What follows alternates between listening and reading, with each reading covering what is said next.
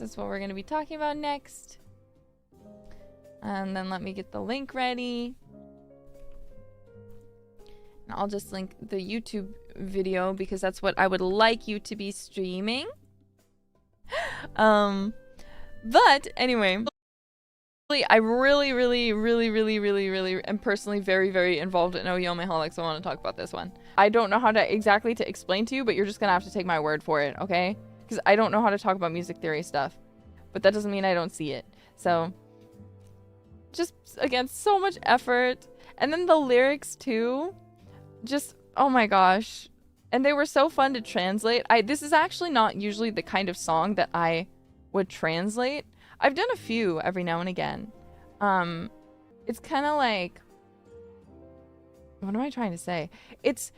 I like a ton of a range of music, but I have the things that I am personally good at doing when it comes to lyric writing, right? And usually Dempa songs are not my strong suit. It's not because I don't like them. I love Dempa songs, but translating them and making them singable in English is not easy. It's not always easy. But yes, anyway, so after the Japanese recording session, then we're like, okay, now it is time we need to start working on the English. So after a little while, it took quite a bit, honestly. I finally got the English translation, and then it was on me to write the English lyrics, because I was like, I'm not gonna let anyone else do it. I have to write the English lyrics.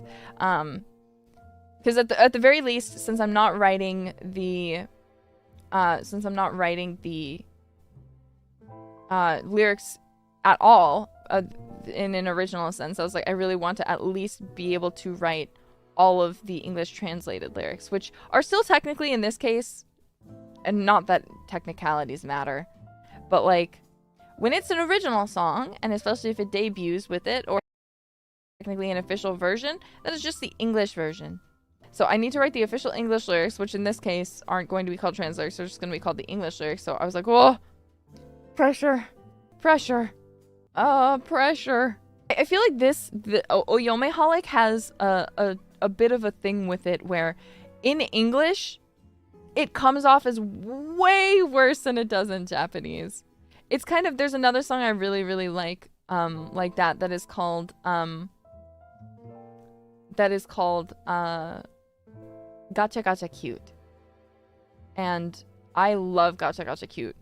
If you look up the English translation to that, the lyrics to the song are so dirty.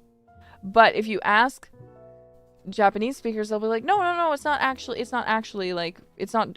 really not that bad though. But the English translations of it are extremely, I would say, it's not even an implication. It's just a dirty song, but apparently it's not. Apparently in Japanese it's not portrayed that way. Like it's not actually, but the way that you translate it, it ends up having a lot of connotation that isn't apparently in the Japanese. But that's just, I don't know why that is. But so I guess it was kind of that way because Nerissa mo harashijou.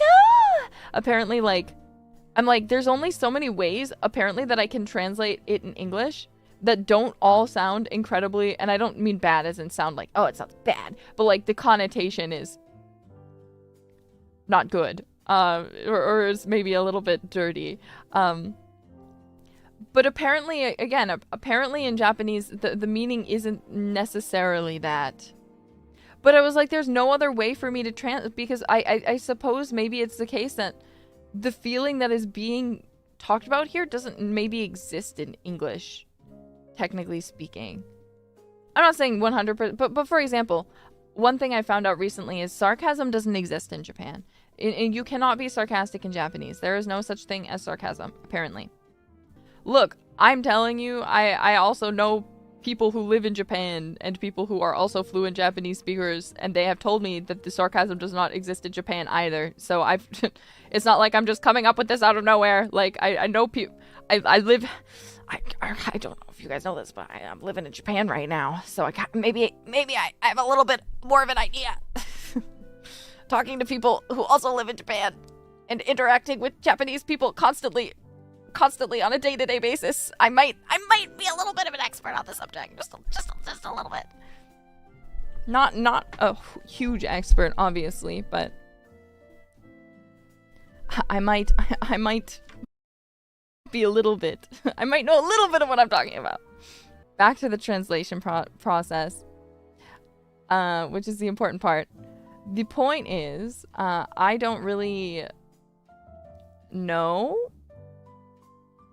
again, what the best way is to do it, to translate those sorts of things, because again, I feel like I look at it and I'm like, I don't see any other way it can be this way, and then I will like cross-check. So I'll like go to like my manager, for example, and be like, could you please explain to me like exactly like, is this as bad? And they're like, no, it's not. And I'm like, then could you explain it? Like, is there another way to say it? And they're like, not really, but I need you to know that that's also not what it's saying necessarily. But I was like, well,